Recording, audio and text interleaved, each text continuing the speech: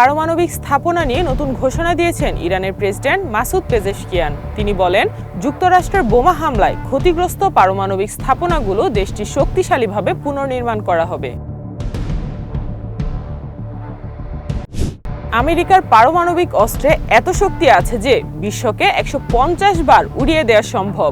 রোববার যুক্তরাষ্ট্রের president Donald Trump CABS নিউজকে দেয়া এক সাক্ষাৎকারে কথা বলেছেন। টেসলার প্রধান নির্বাহী ইলন মাস্ক জানিয়েছেন, কোম্পানিটি শিগগির উড়ন্ত গাড়ি উন্মোচন করতে পারে। মাস্ক বলেন, নতুন টেসলা রোডস্টার প্রোটোটাইপের উন্মোচন হবে ইতিহাসের সবচেয়ে স্মরণীয় ঘটনা।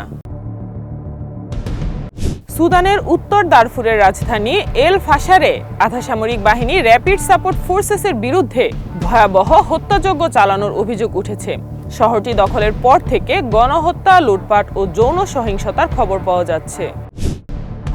উত্তর আফগানিস্তানে ভূমিকম্পে মৃতের সংখ্যা বেড়ে দাঁড়িয়েছে কমপক্ষে 20 জনে।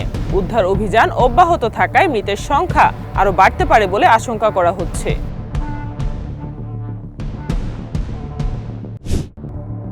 ইসরায়েলি বাহিনী দখলকৃত পশ্চিম তীরে অভিযান চালিয়ে অন্তত 6 জন ফিলিস্তিনিকে গ্রেপ্তার করেছে বলে ওয়াফা সংবাদ সংস্থা জানিয়েছে।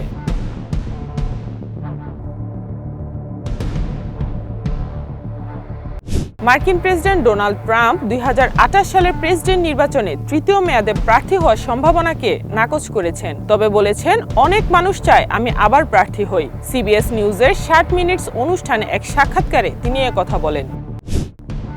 তেহরানের পানির প্রধান উৎস 2 সপ্তাহের মধ্যে শুকিয়ে যাওয়ার ঝুঁকিতে রয়েছে বলে রোববার দেশটির রাষ্ট্রীয় গণমাধ্যম সতর্ক করে এই খবর দিয়েছে। খরার কারণে এই পরিস্থিতিতে পড়েছে তেহরান।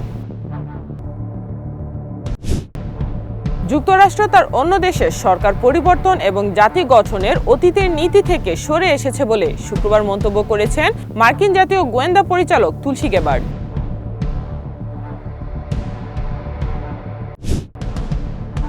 ভারতের দক্ষিণাঞ্চলীয় রাজ্য তেলেঙ্গানায় রাঙ্গারেড্ডি জেলায় বাস ও ট্রাকের মুখোমুখি সংঘর্ষে অন্তত 20 জন নিহত হয়েছেন। এই ঘটনায় আহত হয়েছেন আরও বেশ কয়েকজন।